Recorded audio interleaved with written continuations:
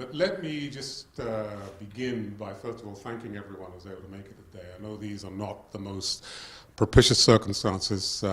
Even though we realize some of the picket lines are down, it's great that some of you are able to make it. And it's a nice day to make it as well, let it be known. And so this is also hopefully a propitious day for James, whom I take it most of you know, and if you don't, you will, and you should. James comes with an extraordinary and sterling record, both of academic and also administrative achievements, not least of all in a place that we both are associated with, which is the Center for Refugee Studies.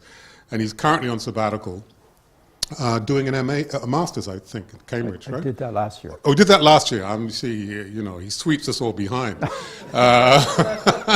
did that last year. So he's doing something else productive on his sabbatical, which is to be at Clare College, Cambridge, which is a wonderful place to be and a wonderful place to go if any of you haven't been.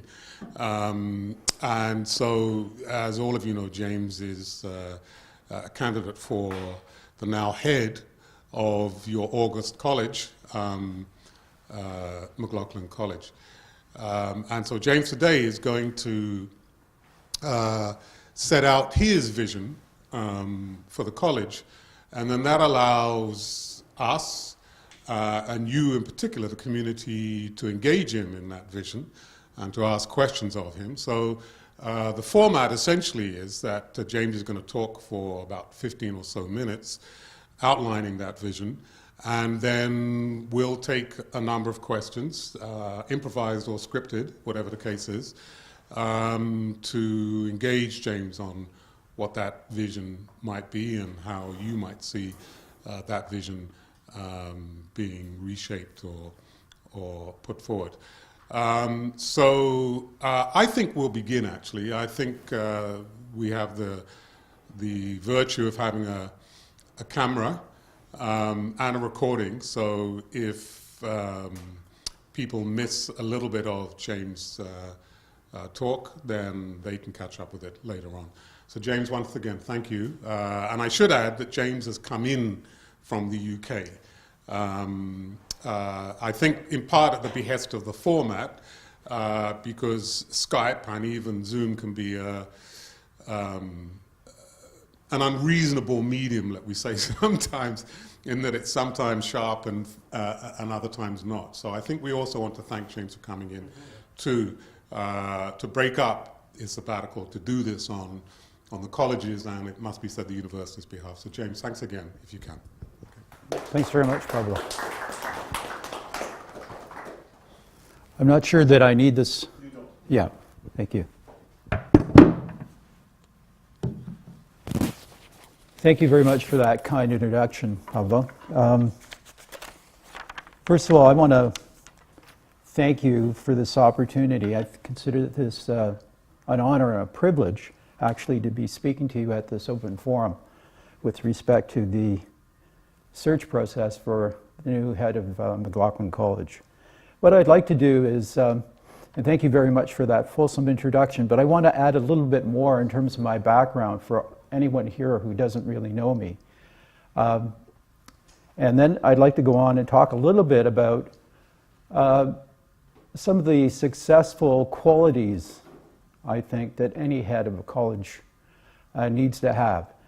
And then I'd like to go on and talk about priorities in terms of perhaps my vision with respect to what the head of McLaughlin College could do over the next 3-year term. And then I'll end with some closing remarks, and then we can open the floor for some questioning. I'm an associate professor in the School of Public Policy and Administration, and this year I'm on my sabbatical as a visiting fellow at a research center at the University of Cambridge, the Lauterpacht Center for International Law. And it's probably one of the foremost research centers on public international law in the world. I'm also a visiting fellow at Clare Hall, and I'd like to thank Ian Green for his support in terms of that. Ian's been a visiting fellow at Clare Hall for a number of years, or a number of sabbaticals, and he recommended Clare Hall. For those of you who might not know Clare Hall is actually the youngest, if you will, colleges at the University of Cambridge. There are 31, and it was established not unlike actually McLaughlin in 1966. So it's one of the newest colleges at University of Cambridge, but it only has PhD students, postdoc students, and visiting fellows. So it's one of the smaller colleges at the university itself. And Pablo mentioned that I did a Master's of Law degree. I did that in the Faculty of Law the previous year on educational leave. So I completed what they call in the UK an LLM, but it's a Master's of Law, and I did it in international law. And it was a wonderful experience. The Faculty of Law is considered to be the best law faculty in the United Kingdom, and it's considered to be one of the 4 best law schools in the world: Harvard, Cambridge, Oxford, and Yale. And they're very proud, of course, of the fact that they're one of the top law schools in the world. But it was a very rigorous and very demanding program. So anyone who's interested in pursuing legal studies at Cambridge will find it quite demanding. Prior to that, I served as a director for the School of Public Policy and Administration, and I served during the very first program review for both the undergraduate and the graduate program, along with the professional certificates and the diplomas. And one of the things that I also managed to do was to establish an advisory committee comprised of very senior public officials and administrators and others. And our current chancellor, Greg Cervera, is actually an ex officio member of the advisory board. And Steve Orsini, who happens to be Secretary of the Cabinet and the senior-most public servant in the province of Ontario, is also a member of our advisory board. So I'm very proud of the fact that we managed to put that into place. Prior to that, I also served as the acting director for the Center for Refugee Studies. And the year before that, I was the deputy director for the Center for Refugee Studies. I've also served as a chair for the Learning and Teaching Committee in the old Atkinson Faculty of Liberal and Professional Studies. I've actually been a fellow here at McLaughlin College for years, and in 2014 I won the Master's Award for outstanding support of the college, so that was for the academic year 2013-2014. I'm very proud of the fact I've been a fellow for years at McLaughlin. I believe very strongly in the college system itself, and I've had the opportunity of actually being not only a visiting fellow, but also a graduate student at the University of Cambridge. And the year before, when I was actually the graduate student in the Faculty of Law, I was at King's College. And King's is one of the oldest colleges at the University of Cambridge. So I've been at the newest and one of the oldest. Peterhouse is actually the oldest, founded in 1241, but King's College was founded in 1441. And it's a magnificent place. The centerpiece, or the jewel, is the chapel. If any of you are familiar with Cambridge, it's a must-see. Highly recommend it. But I've experienced what it's like to be part of that milieu in terms of college life at the University of Cambridge. And it provides you a place where you not only feel at home, but it gives you an identity. And being a graduate then of the University of Cambridge and being a life member means that I'm always going to be affiliated with that particular college. And that has a number of privileges in terms of life membership. I've also experienced what it's like to be affiliated with Oxford. And as some of you are aware, of course, Oxford and Cambridge are the ones that were where the colleges really emerged as being the core. So I've experienced at a previous sabbatical, being at the Refugee Studies Center at Oxford, and being affiliated with some of the greater colleges there as well. So college life is not only central in terms of some of the foremost universities in the world, but I think it's one of the cores in terms of York University as well. And perhaps I can elaborate on that a little bit more later on. And just to give you some further background in terms of my experience, I served as the first executive director for the International Association for Refugee Law Judges. And prior to that, I was a coordinating member and member of the Immigration and Refugee Board of Canada. And prior to that, I was teaching here at York University. So I've had this experience of actually working in the public sector. I was with the IRB for 11 years before I came back to academe.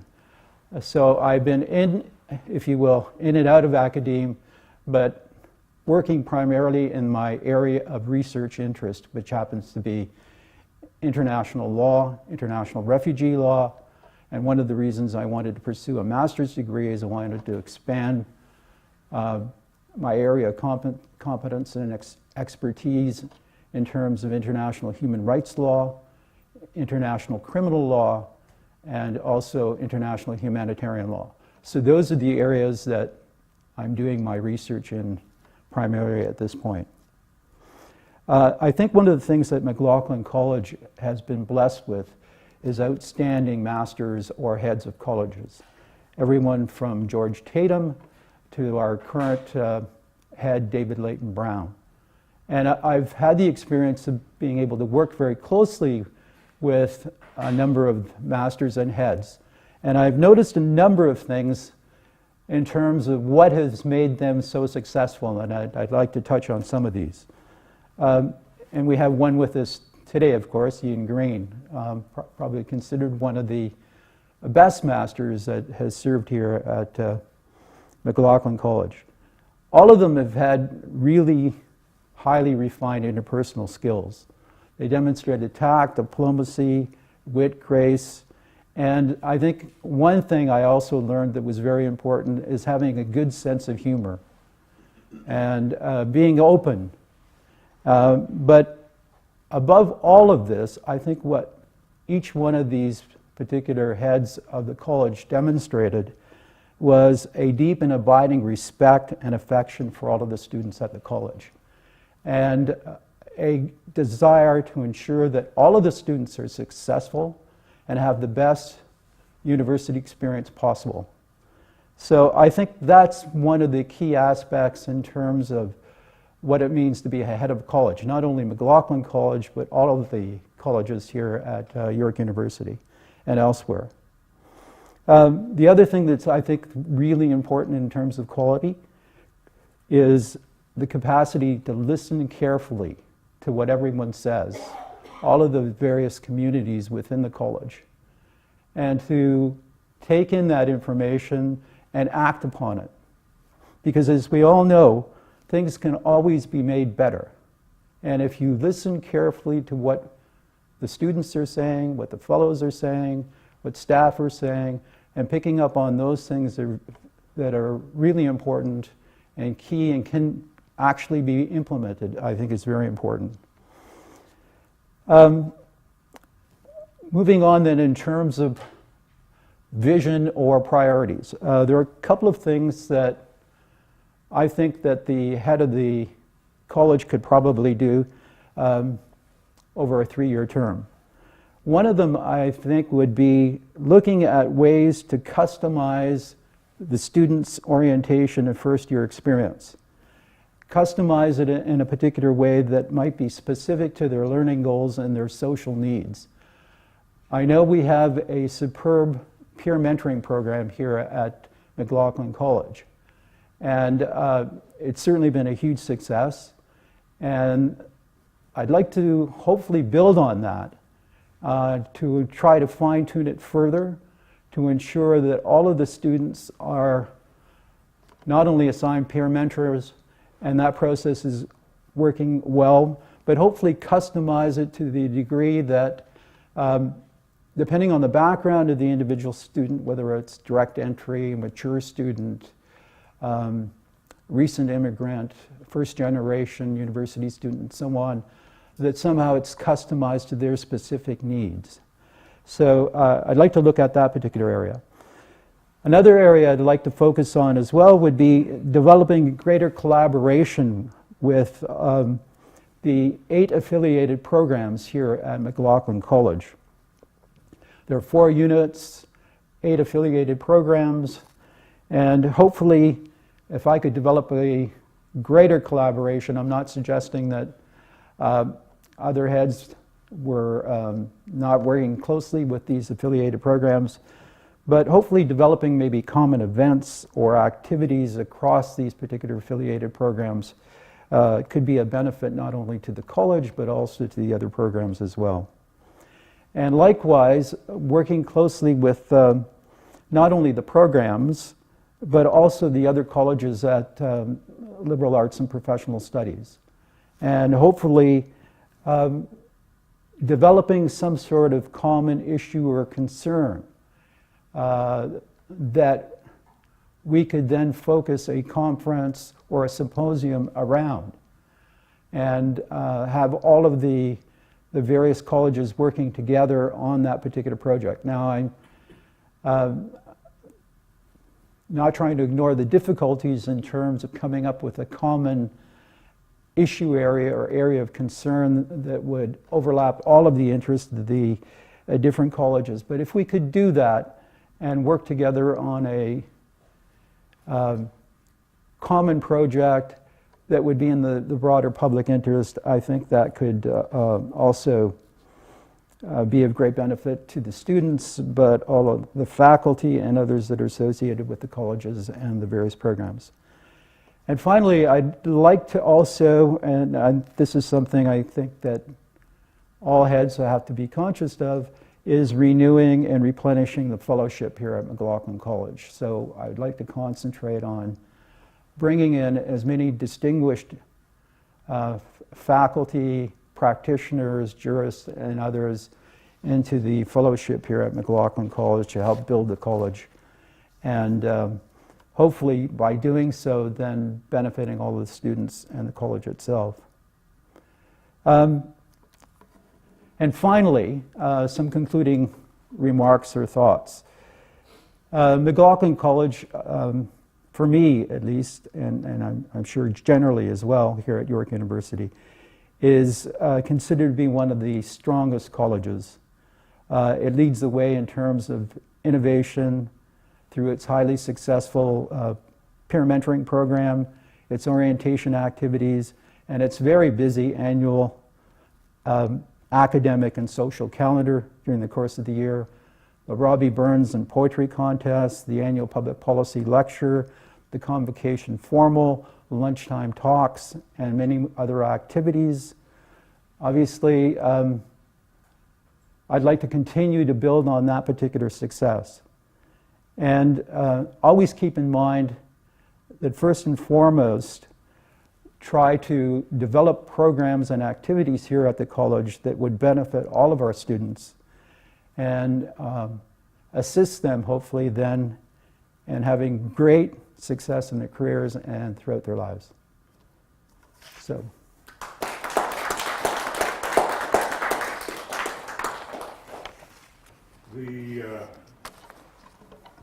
The shared floor is open for questions. I have a question, but I prefer perhaps if someone else might like to ask James a question.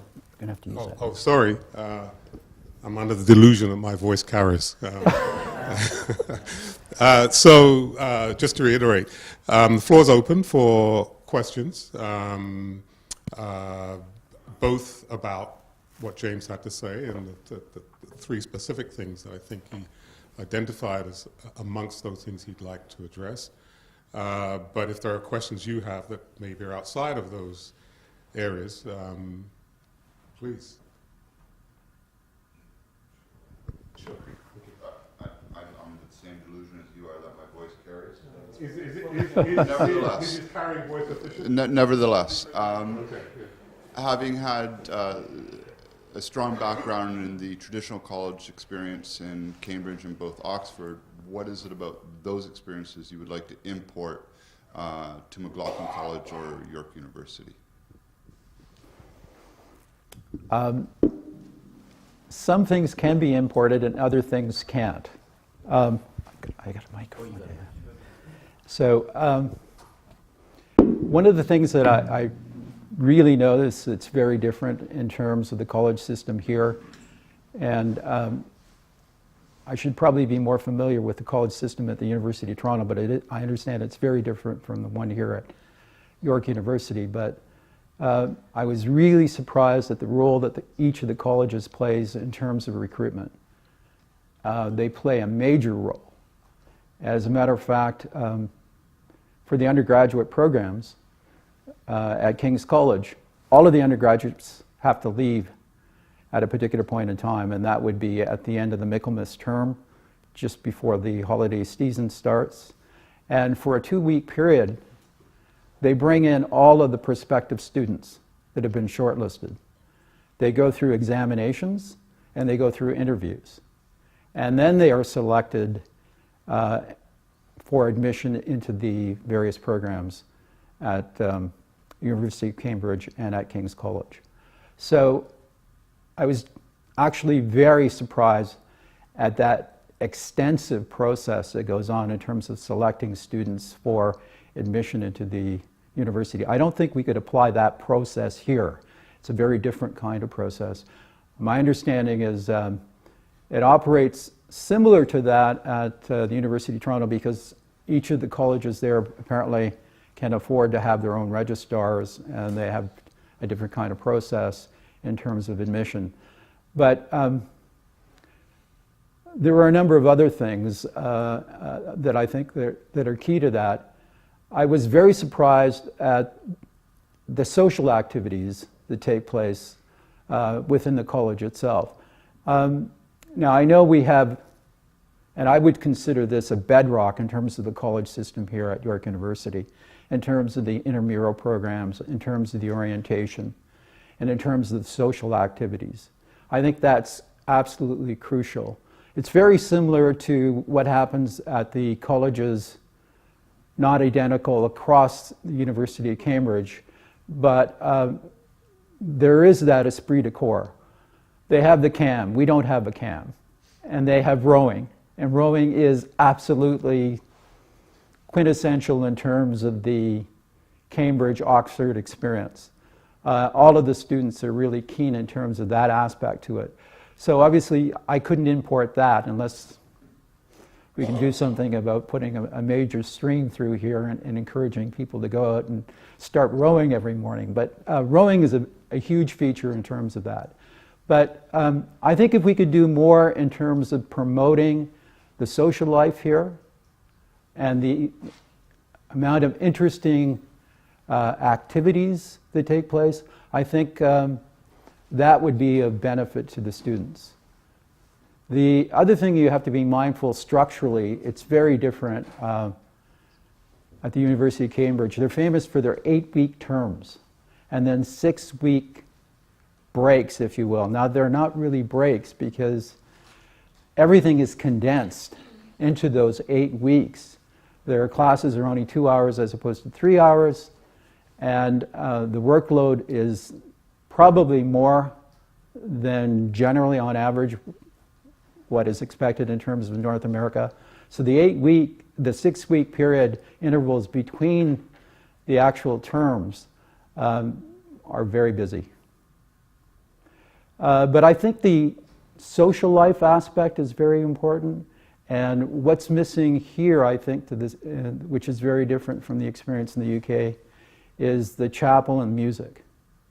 Music is a central feature in terms of, at least in my experience at the University of Cambridge. And that's primarily because the chapel, they have their choirs, they have the mixed choir, they have the standard choristers and the choral scholars, And they do an evensong every day in addition to the Sunday service.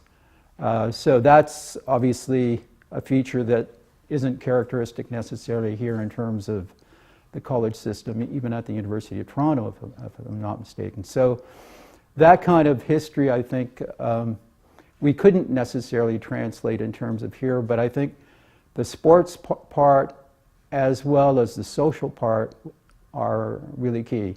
And in terms of the social part, just to give you an example, Clare Hall, as Ian knows, every Wednesday they have a formal. You don't have to attend, of course, but they have a formal. Now, some of the colleges have a formal every night, or pretty well every night. And some of the colleges require that you wear a gown. Now, King's, surprisingly enough, does not require gowns, nor does Clare. So they're very progressive in that sense, but some of the other colleges, like McLaughlin College as an example, it's a requirement in terms of the dining hall. So there are some things you would not want to import, and there are other things you would. I think the strong sense of identity and pride of being affiliated with a college is something that you would want to import and incorporate in some way. And that strong sense of camaraderie among the student body is very strong as well. I think you'll need to. Yeah, the last time I looked, I think in every single college at York, at least 75% and perhaps 80% of each intake group will be commuters. They will not be resident students. This is a big deal. This means that, and of course, many of these, if not most of them, will be working half to full time. That is also something that will help ground us all here, because tuition keeps going up. So I'm wondering, it seems to me that, with all due respect, of course, having spent time at King's College myself, I think that these are admirable goals to have as much cross-fertilization between Cambridge and York as possible. It always threatens to become somewhat unrealistic in terms of our intake group and what their needs are. And you have addressed yourself, which I think is just great. You have addressed yourself to student needs. You made it a masthead of your concern as you take over as head. And I'd like to ask you to sort of comment on that, given the constituency that I've just mentioned. It's an excellent point, Tom.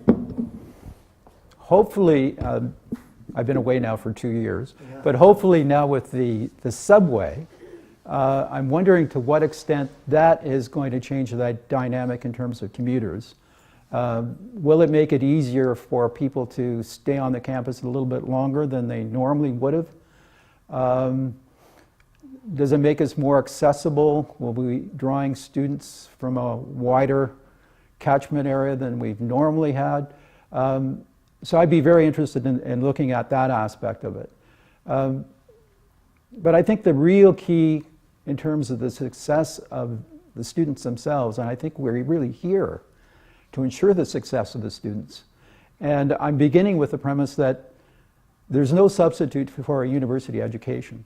A university education provides you with, I think, skill sets and abilities that you can't obtain any other way, and prepare you not only for a successful, hopefully professional career, and if not a professional career, something that is going to be at a high level, but it also improves, if you will, your life experience as well. It broadens your horizons. So the university experience, I think, is a transformative one. I'm not suggesting that's for everyone, but I think what you obtain at a university can't be replicated through any other means.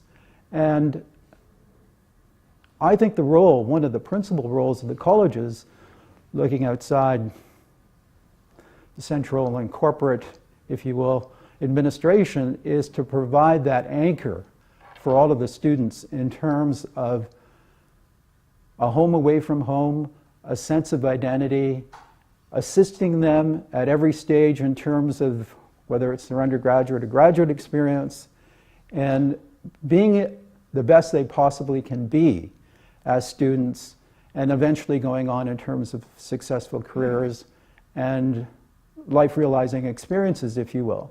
So it's through the orientation process. I know the administration spends a great deal of time and effort on the orientation process and trying to make it as the best it possibly can be for the first year experience, because it's so critical in terms of maintaining the students that we've recruited. But in addition to that, we've talked about the intramural sports. We've talked about all of the other programs that are here to assist students. And I think the lunchtime talks, the public policy lecture, having a vibrant fellowship here is important because it gives students an opportunity to be exposed to highly successful practitioners.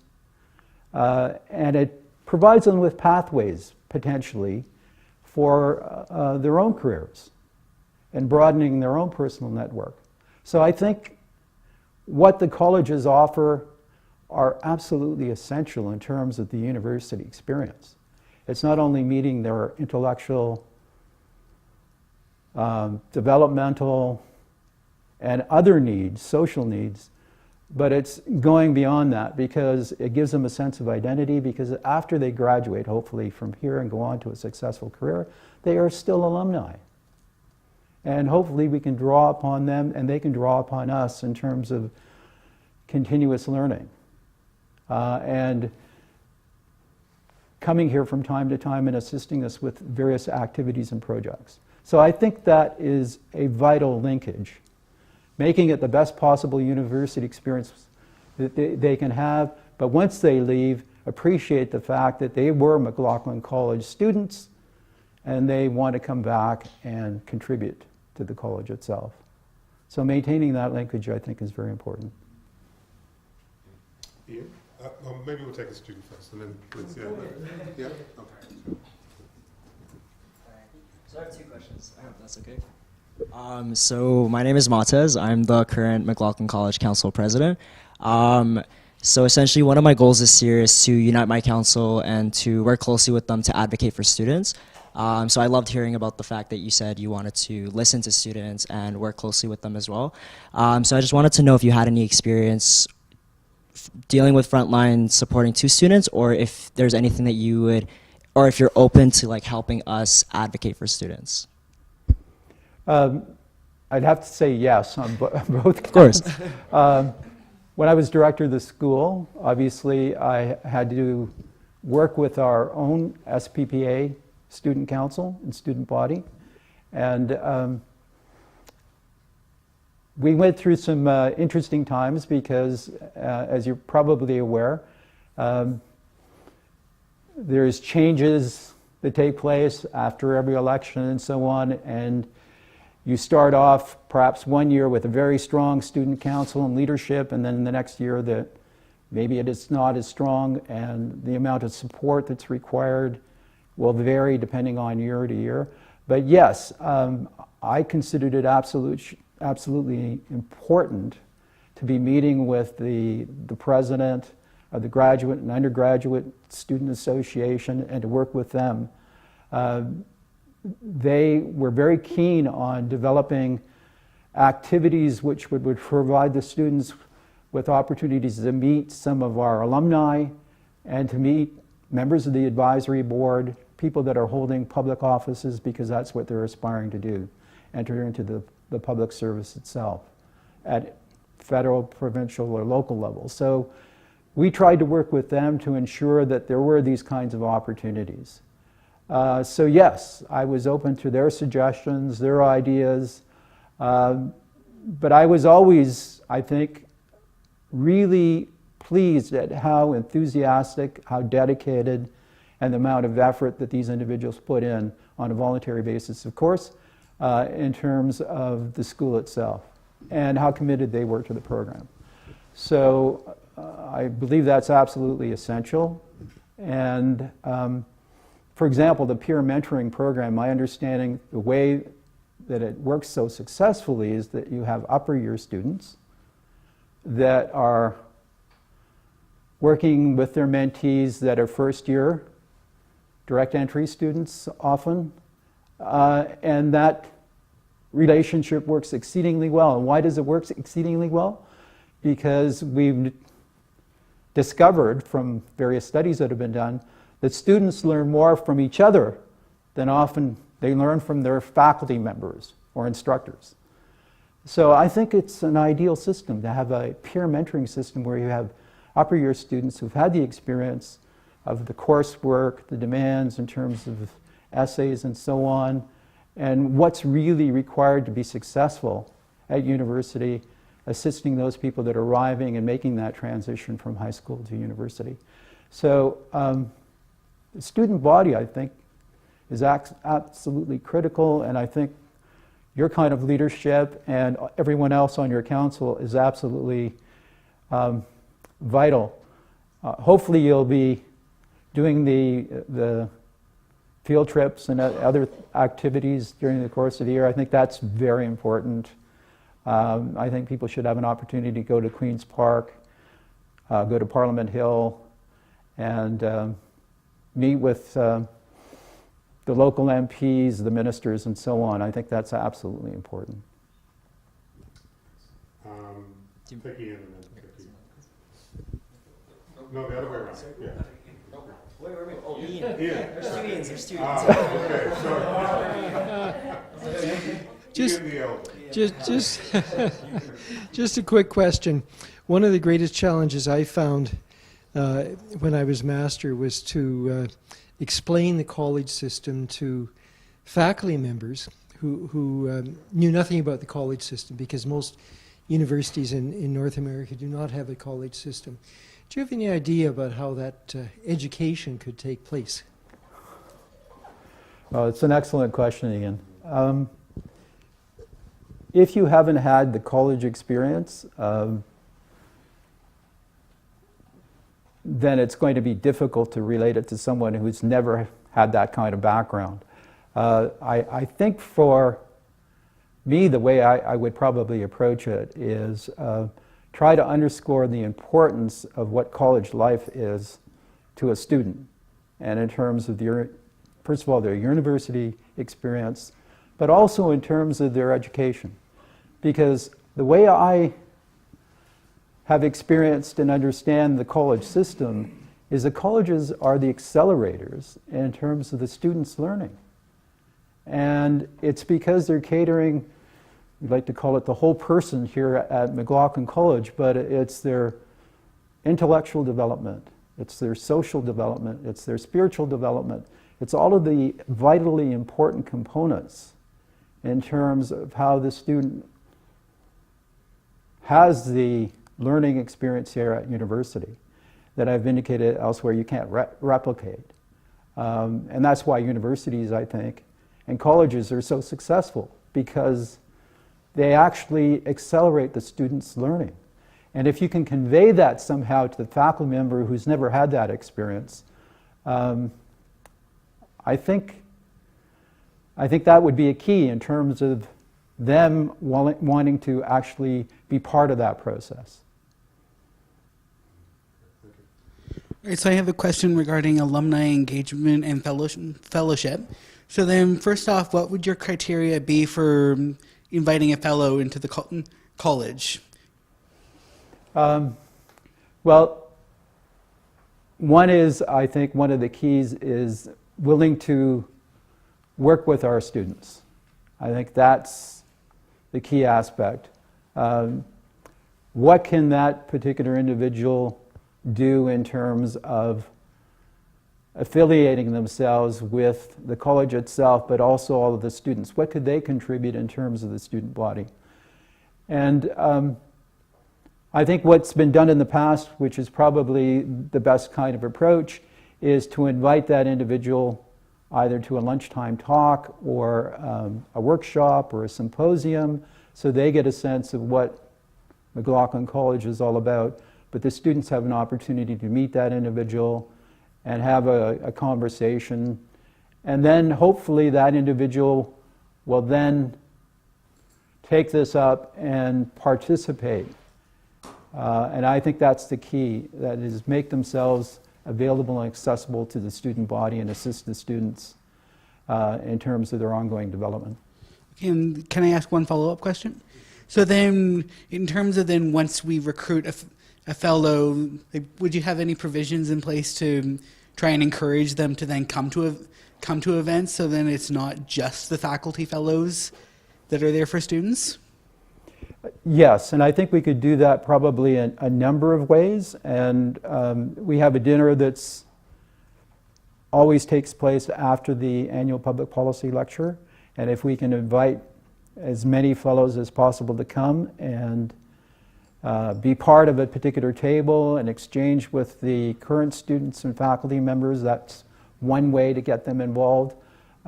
We've had, and I should point this out, my experience as the director of the School of Public Policy and Administration, when we had different kinds of events and activities, we invited members of our advisory board to come in.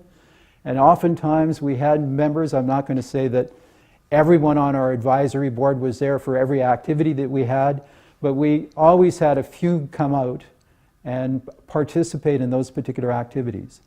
So I think inviting fellows to all of the major events that take place at McLaughlin College would be one way to ensure that they come back to the college. And then hopefully there'll be opportunities for inviting them back for workshops, symposiums, and other things where they can engage directly with the students. Well, maybe I'll ask a question myself, James. Thanks. I think you've answered the question as to why we can't bring rivers and famous choirs, not least of all the fee structure of Cambridge to and their independent wealth, the foundations, the foundational endowments that they've. Sorry?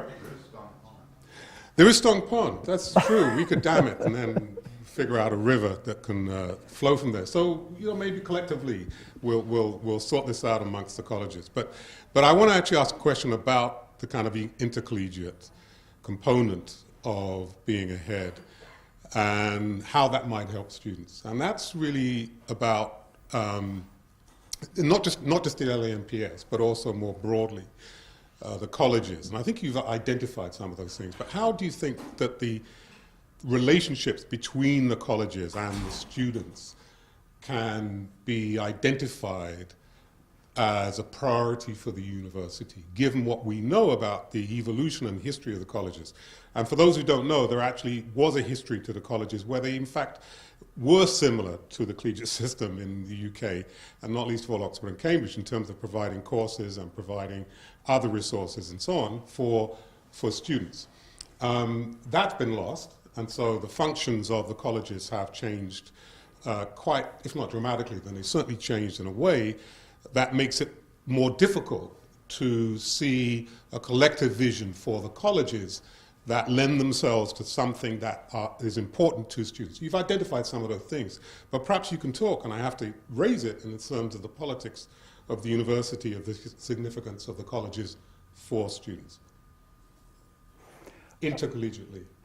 Maybe I can start by saying that if there were no colleges at York University, something similar would have to be introduced. Very transcendental. Yeah. And I'm not being facetious here, because I think sure. many of the things that the college, and this is beyond simply providing accommodation to 270, 265 students, it's beyond that. I think what the colleges are providing is, as I said previously, a kind of anchor for the students. It's their home away from home. They're not part of this broad, impersonal. We're the third largest university in Canada. Imagine someone who comes from a small town, even the largest high school within a major urban center, 55,000 students across how many campuses? We're going to have a Markham campus soon. We have Glendon. We have a number of centers downtown. where people are going for their education, that it's part of York University.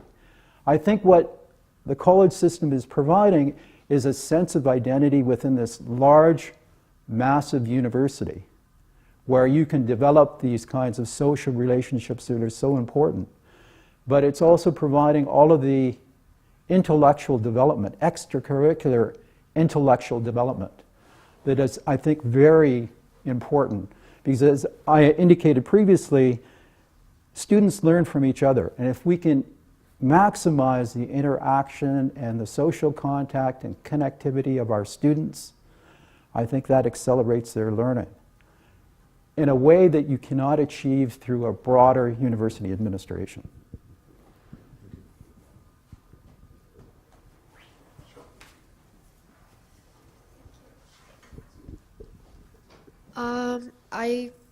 So my name is Paula. I'm the outreach here at McLaughlin College, and I am actually impressed with like your experience because you have a lot in mind that you want to put into the college. But one of the things I want to ask is mostly about the students. So I know you've been saying that you want to keep advertising the lunch talks and everything, but being on a first now going to my second year and being a first year student, I was very shy. The only reason why I got super involved with the college is because of Frosh, or orientation week, and that's helped me. But some students, they're like, don't even know what college you're affiliated with, and they're taking my same courses. Some some look at the emails but don't really read them, and I'm thinking, what else do you think you can work with us, like the college council, or you can come up with to break those barriers of shyness with the new incoming students that don't come into like the college in orientation week. What else do you think you have in mind to break those barriers, to keep on helping, even though they're on my same course, for example, and they don't know about it, I could talk to them about it, but sometimes I'm shy and I don't want to talk to someone new in class, right? So they would never know. And they could go on like throughout their years not knowing, what McLaughlin College does or is about. So what do you think you can do or work with us to break those barriers? It's a great question, and I'm not sure I've got the answer for you. There may not be one straightforward, simple answer. I think that if you increase the amount of activity, that might help to draw in people. And of course, as I said previously, if we could customize this in terms of trying to meet both the intellectual and social needs of our students, that would help to draw people in, to make those kinds of connections. One of the great things I think about the college system is the intramural sports program. But we also have other activities that take place.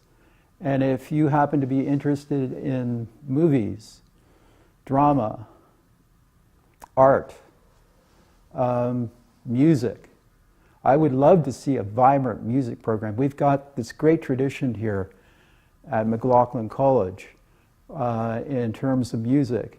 And if we could build on that, I think that would be a great way, at least drawing in those people that have a real interest and desire to either perform the music or to come and listen to the music. I think that would be really a nice way of breaking down these barriers and inhibitions. I think when you arrive at university, a lot of people come, this is a massive place. No one knows me. I'm lost. I might have been up here, at the very top rank echelon in terms of my high school. Everyone knew me, et cetera, et cetera. You come here, you're just this student among 55,000 other people that are spread out right across the GTA. You have to make those kinds of linkages, and hopefully it's on the basis of what the individual student's looking for in terms of developing themselves as a person. And if you can connect into that, I think that's one way of drawing people in. So maybe it's too simplistic to say increase the amount of activities provide as many opportunities as possible for students to make that informal connection. But I think that's one possible way of doing it. Finding out what students really are looking for, and maybe that's something the student council can be working on as well, to find out what do these students really want in terms of activities, and then trying to build programs around those to draw people in might be one way of doing it. In terms of the external aspect, I think it's very important to bring in all of these other activities. I know there's so many clubs here, War Child, Amnesty International, UN Model Parliament, and all of these other clubs that are taking place here at McLaughlin College. I think there are ways then of drawing in, if you will, these external partners in terms of the educational experience. And that provides a linkage not only in terms of the university here as a student, but it provides them with a pathway in terms of connecting with these other entities outside the university as well. I'm not sure if I answered your question, but that. Yes, yeah, please go ahead. Oh, thank you. So I've been a student at McLaughlin for 3 years now, going into my 4th year, and I've noticed a disconnect between the college head office and the students. The college council is usually the first direct source to the students. We get the first hand towards them, and students don't normally know about the college head office. It's only through us that we introduce it. I was just wondering if there's any ways that you would kind of bridge that gap and make yourself more accessible to the students so that they know there's a college head, they know that they can come upstairs and it's not just, you know, secluded. Like, you can come upstairs and talk to the college head and speak about your issues, and it doesn't have to directly just go to, you know, the college council. So in what ways would you make yourself more accessible to students? Again, that's an excellent question. I think there is a responsibility for all college heads to try to attend as many of the activities here at the university as possible, and then try to engage with the students. So there's a chance of meeting as many students one-on-one as possible. And then I know that this has been tried many times at all levels within the university, but I think it's probably a good idea.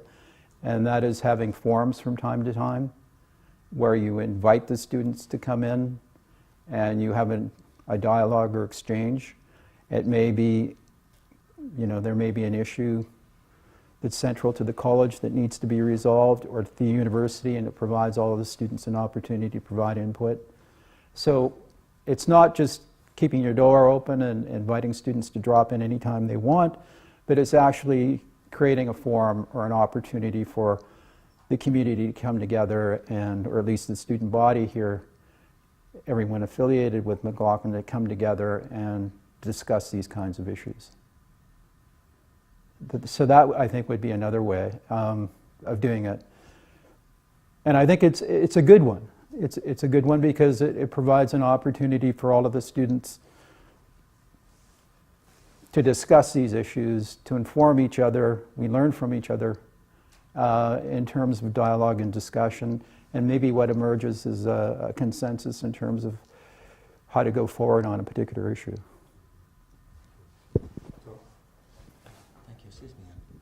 Yeah, I think you will be assisted by someone who will either be called an academic advisor or a senior tutor, probably an academic advisor. And I want to just say to you that it's a very interesting precedent that we established from the very beginning at McLaughlin College in 1968. And that was that George Tatham, God rest his soul, decided that he wanted to have a great deal to do with students, even though technically the senior tutor was supposed to be looking after students and George was supposed to be looking after administration. But he had the wisdom to choose a man who's superb, God rest his soul, at administration, John Becker. And the result was that they had a most unorthodox division of labor. because the master conducted a really student need-oriented focus, in particular on athletics, which I think is terribly important. I think sports and athletics is extremely important, especially in these days when the first thing to go in every level of public education is physical activity and gym and so on and so forth. But it just strikes me that we haven't talked at all about the academic support you'd be getting. We talked about fellows, but not about the inside support within the college that you, as head, would reasonably be expected to have, and that there is this precedent from the very beginning of the college for altering and reversing the roles of the then master and senior tutor. So. And we hope not to rest your soul either. Yes, we don't want that to anyway. Yeah.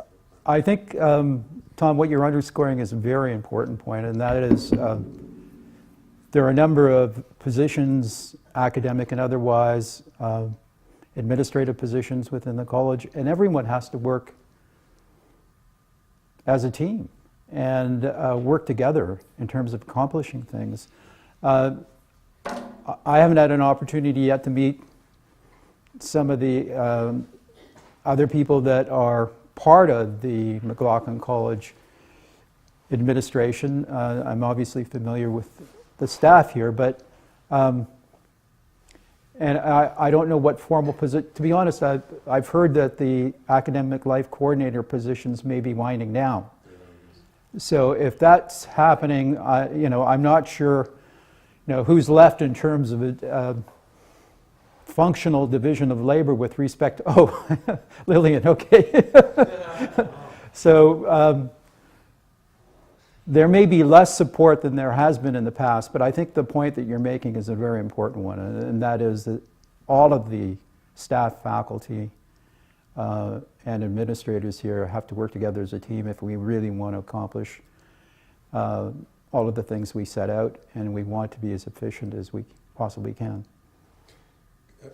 Perhaps I can pick up on not so much the issue of the diminution of resources, but more what you do with the resources that you have. And you've just flagged it in a way, which is in a way the frontline people for many of the students that are administrative staff themselves.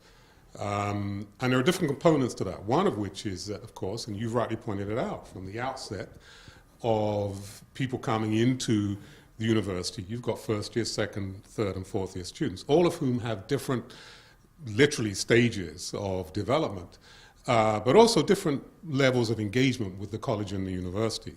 And so we don't tend to actually, none of us do, treat students in a homogeneous way, but we nonetheless need to be reminded of the differences between these different students. And oftentimes it is the frontline staff that knows about these variations more than we do, even though we should know as much. So how might you attend to that differentiation, that set of differences amongst students and the different needs? Again, not homogenizing all first year students, nor for that matter second or third or fourth year students and beyond, all of whom are differentiated in their own ways. But it's just acknowledging difference amongst students at the different stages that they're at, and the kinds of things you might want to have in place to address those differences.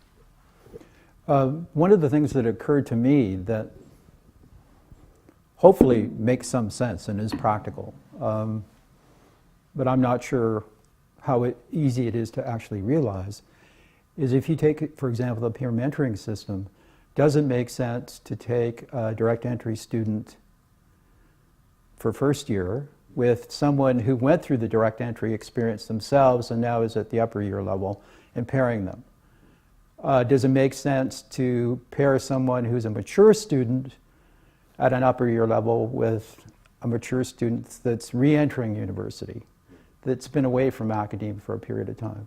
Does it make sense for a first generation university student who's at the upper year and has been very successful, pairing them with someone? I'm not sure if we can do that kind of matching. In terms of peer mentoring, that would be one way of trying to customize it. The other is actually asking the students themselves. And I know I've had some discussions with David Leighton Brown, and students don't know what they don't know. So they might not be aware that what they're going to require are certain things. So no, I don't really need a mentor. I can handle this all by myself. And, you know, ignorance is bliss, and off they go, and then they hit these barriers, and it sets them back. So I think surveying them, it might be one way, because there may be a certain percentage of the students that realize they need assistance in these particular areas. My research skills are weak. I don't know how to properly access all of the resources that are available through the library system. Yes, I need to be able to write better, and I'm really interested in political science, and I want to know what the writing style for political science is and the referencing system and so on. What I learned at high school is not sufficient, because my first grade was a C, and I've never had anything lower than an A in all of my, you know, educational experience. So this is common, I think, right across the spectrum in terms of the transition. So developing some sort of method where you are actually meeting the true needs of that particular student at that individual level, I think, is very important. How you accomplish that, I can think of a variety of ways of doing it, and I think you probably have to use a variety of different ways to customize it. And it probably will be the most effective and most efficient way of doing it, rather than using a broader base method.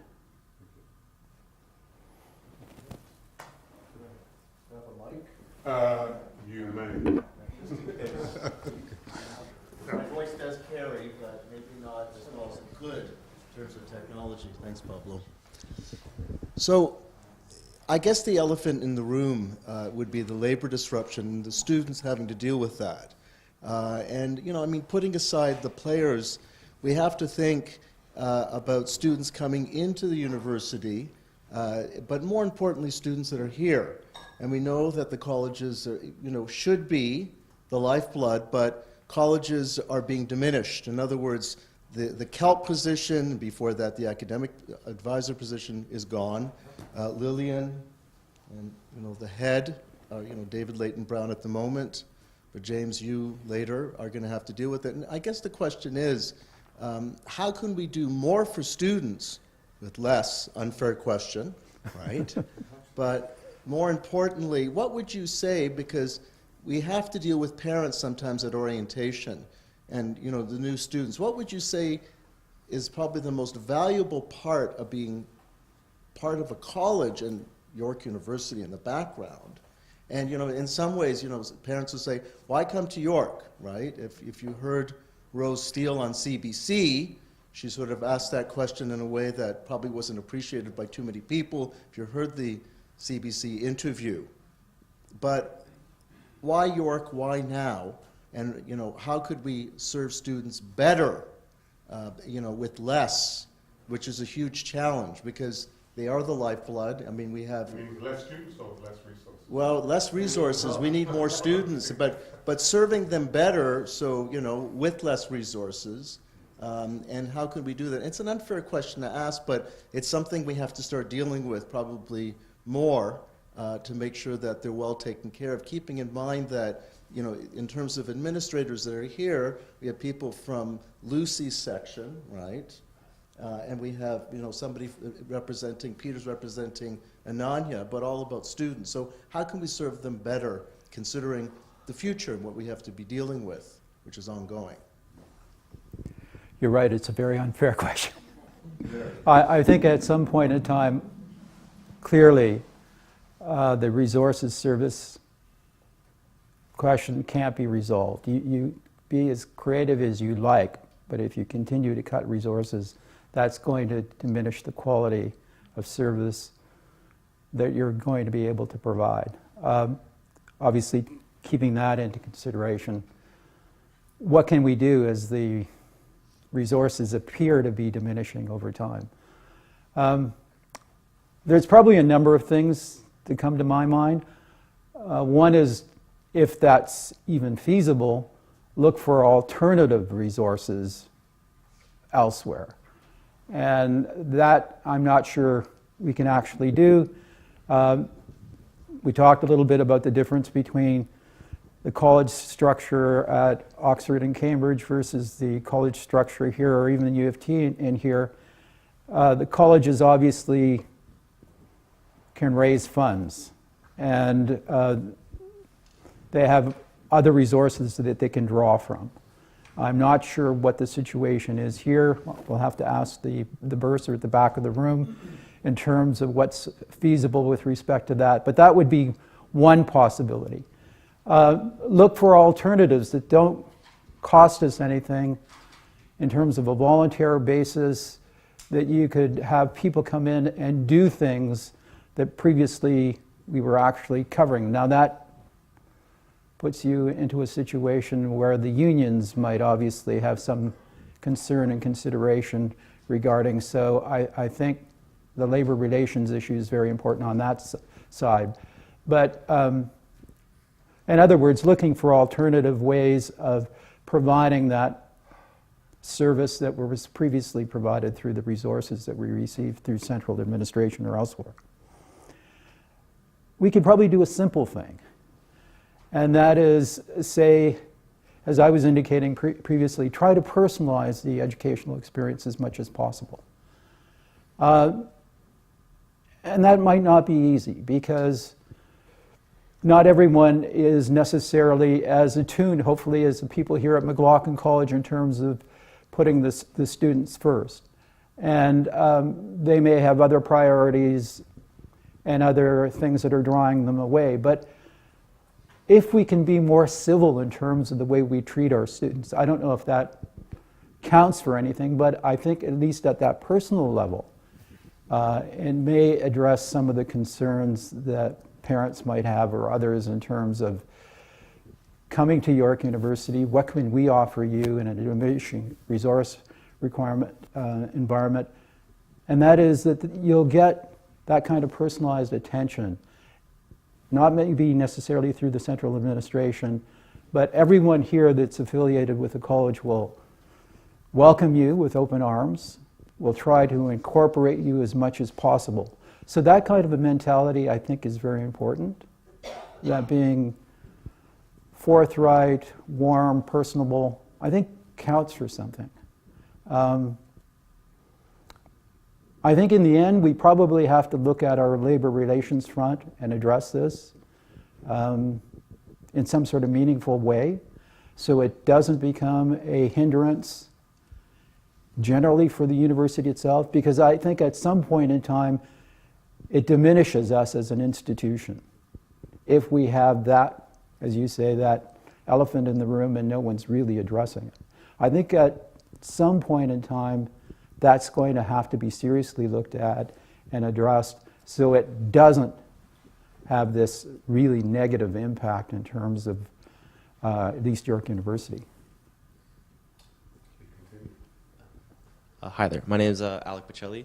I'm one of the orientation chairs alongside my partner Gina at McLaughlin College Council, and we're in charge of the logistics, the planning, and execution of Orientation Week for McLaughlin's orientation. So just to You have a very big job. Yeah. Probably one of the most important. Well, yeah. Just to segue off of the last question, you articulated the importance of the social aspect of McLaughlin College and how we interact with the students and the retention in that regard. So how would you plan to work with McLaughlin College Council to better the experience of Orientation Week? Because we heavily lean on the master's office in terms of accessibility and reaching out to these incoming students and coming to our college. One of the things I said in my opening remarks was that you have to listen very carefully and try to get a sense of where people are at and try to distill the key kernels or the key elements in terms of some really great ideas that can be developed further. So I think that's very important. So working with the council, I would certainly try to listen as carefully as I can. Not every suggestion that's going to be made, obviously, is going to be one of those kernels, one of those little gems that you really want to develop. But if you can get a few of those across a broader spectrum, then I think that's one way of improving things, gradually, progressively. And that's an element of it. But I really think if we can tap into those aspects that really the colleges are providing, whether it's sports, whether it's art, whether it's culture, whether it's drama, movies, music, I think if we can tap into those things and provide opportunities for our students to really make that orientation experience key in terms of making that personal connection with the individual, to say, yeah, they really are welcoming me here. I feel comfortable here. I really see myself in the next year or two really being part of this McLaughlin College community. And knowing that if they do have a difficulty, they can turn to someone for that kind of support and advice to get them through that. And oftentimes the students aren't familiar with all of that. And trying to expose the students to all of the services that are available, all the support that's available, and letting them know that we are really keyed into their success here at York University. And knowing that, this is going to be a difficult, demanding, there'll be a lot of late nights, preparation for exams, submission of essays and so on, but I know I'm going to get through and I'm going to be successful. One of the differences they always say, Pablo, in terms of the UK university system and the North American system, in the UK it's a lot harder to get in, but once you're in, you're probably 99% of the time you're going to graduate and you're going to be a success. In North America it's a lot easier to get in, but a lot harder to get out. So I think changing that kind of mentality by providing the kind of support and saying, yes, I've been accepted, I'm a McLaughlin College student, and I know that there's all sorts of support around me that'll make this a great experience and I will succeed and I will graduate. I think that's very important. Could you pass it to Ross next to you? And then go on. Hi there, and apologies for coming late. My name is Ross McMillan, and I'm a fellow McLaughlin, but I'm also part of the Division of Students, where I work in student services at a director level.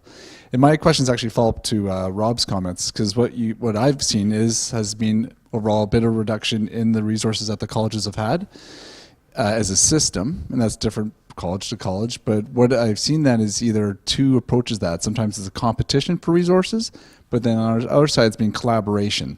And this kind of spirit of needing to work with each other or drawing on each other's resources across the university to kind of realize our joint desire to see students be successful.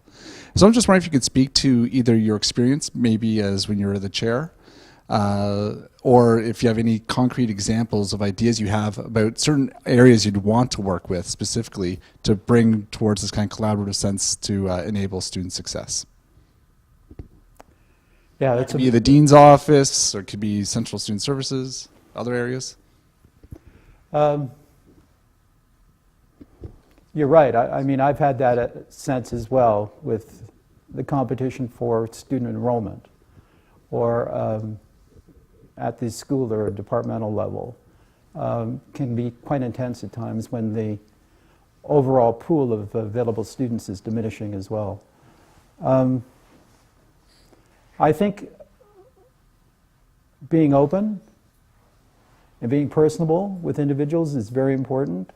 And one of the things that comes to mind in terms of how you could promote this greater collaboration among programs or units would be to come up with, as I suggested, the possibility of a common project.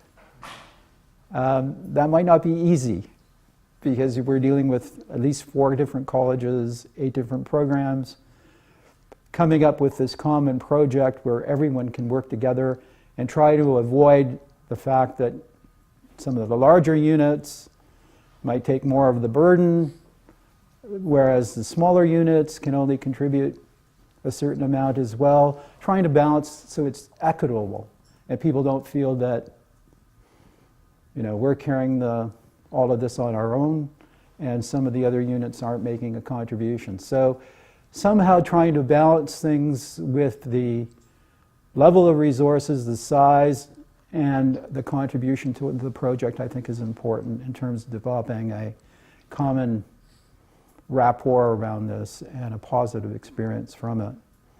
I'm trying to think of things that I've always been, I'm going to personalize this, as a director, when I've been approached and people have suggested things for me, and I thought it's certainly doable for us to do it, it makes sense for us to do it, even though others said, no, why are you doing this? It's not related to it. It's in the broader interest of the York community. It's in the broader interest of our faculty to do it. So at some point in time, you have to really take a stand that way. And even though you're going to be criticized by others for doing something that doesn't have an immediate benefit to your school or your particular program, but has a broader benefit for either the faculty or the university as a whole, then you really have to take, I think, those kinds of stance on that, despite the flack or the criticism you're going to get otherwise. So I think that kind of approach, if it's going to be beneficial, if we're in the long run going to actually realize a greater benefit, it's in the broader interest, then I think that helps to promote the collaboration with other units. And on this particular project, you might be making a greater contribution at this time, but on another project later on, perhaps you're going to reap the rewards in terms of paying it forward in that particular way. So I guess that's my response. It's a very challenging question that you put. Okay, so going back to the elephant in the room, if let's say you are the head of the college, you would be the college's or the students' voice towards the district labor, right? So what do you have in mind to, because students will come to us, let's say students will have to ask, what can I do to help myself with my credits, help myself towards, fixing it, because that's what parents are also worried about, getting students backtracked because of their credits, they're not getting enough, and they don't know where to get information. And let's say they do come to McLaughlin and they ask us, and we go up to you and we're like, what can we do? What can McLaughlin College do as a college to come forward and be, this is what we can do, this is what we can help.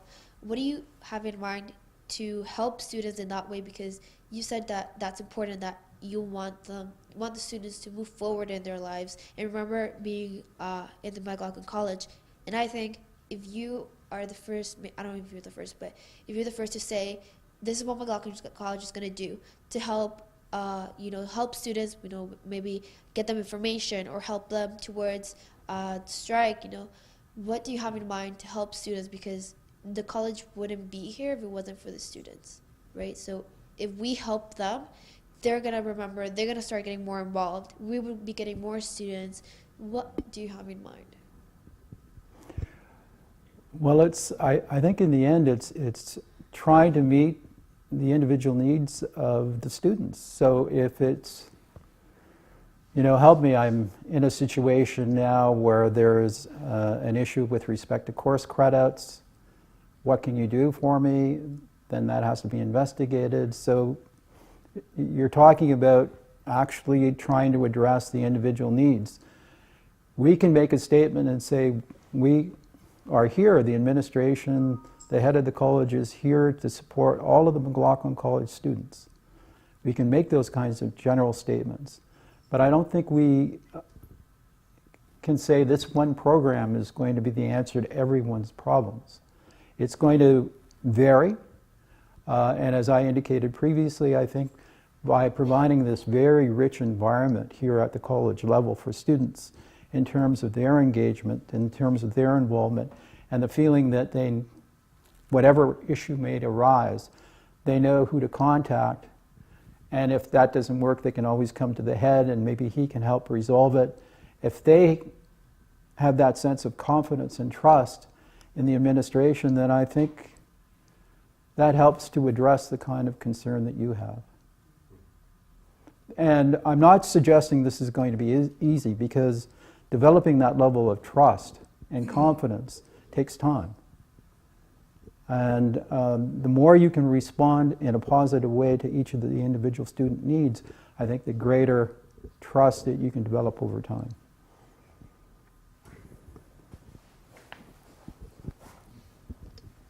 All right, so I was wondering if you could tell us what you think that the greatest challenge for McLaughlin College will be going forward in your term as master?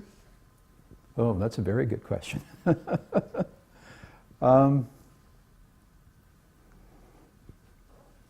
I know one of the primary concerns when I was the director, I'm not sure if this has changed, but it's student enrollment. Right. So if you look at all of the programs that we have, and we have 4 units, you know, political science, social science, at least some of the programs within social science, PPA, sociology. If you look at each of those and you look at the individual programs, there are challenges in terms of enrollments. So I'm not sure if that's going to be the overriding predominant issue in terms of McLaughlin, but I think if you look at the programs and their particular concerns, that'll be an element of it. How we can contribute to that, I think, is by providing that excellent extracurricular activity or services for our students themselves. And as Pablo's indicated, we're no longer providing courses. We're in an environment of diminishing resources, so we have to be realistic in terms of this. But I think trying to resolve the anxieties in terms of the enrollment issue, I think is going to be a big aspect of it. And I think a key aspect of that, obviously, is going to be retention. So if we can contribute to retaining the students that we can attract to York University and McLaughlin College specifically, then I think we'll be going a great way in terms of trying to address that issue. I think we've exacted a great deal from James in terms of if there is another question, by all means, yeah? That's okay. No, please do. Please do. No. I'll give you the honor of the final question. Perhaps more of an observation in terms of what we were talking about, student retention, cohesiveness. I've kind of returned back to McLaughlin College after a number of years out in private, public sector. And to your point about York, your question, he's got it now, about why come to York. One of the things I found somewhat frustrating is when you're in the, let's say, upper echelons in the E-suite, if you will, I would have colleagues, McGill, U of T, Queens. There was that camaraderie that you spoke of, that you got Cambridge, you got Oxford, and I was the guy who went to York, right? And there was really no one else, right? York seemed to be a stepping stone.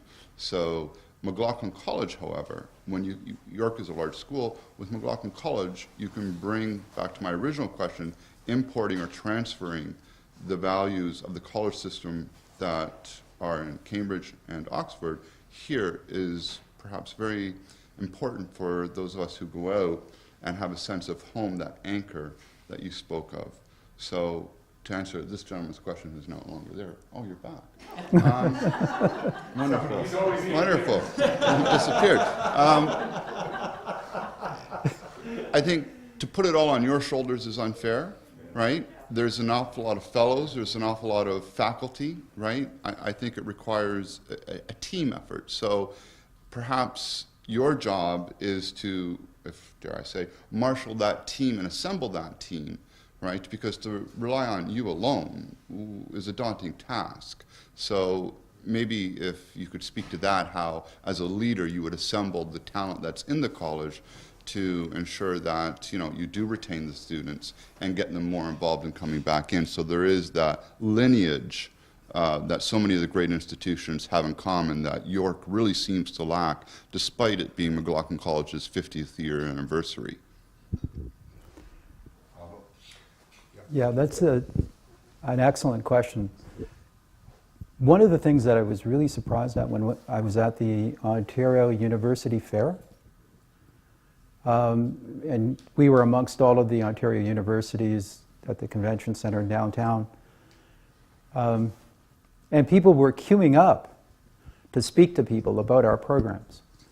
And oftentimes, this is what really surprised me, oftentimes the parents would be graduates of York University, or they'd have a sibling who was at York University or was a graduate of York University.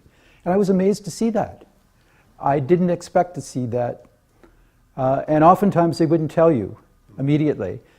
After they've had the discussion with you about the program, then the mother or the father would nod and say, I'm a graduate of York as well. So they were very keen on having their children come to York University, given their own experience, which I found to be really interesting and reassuring, that we are developing that kind of connection in terms of families that want their children to go on and become graduates of York University. So we're offering something of value, I think.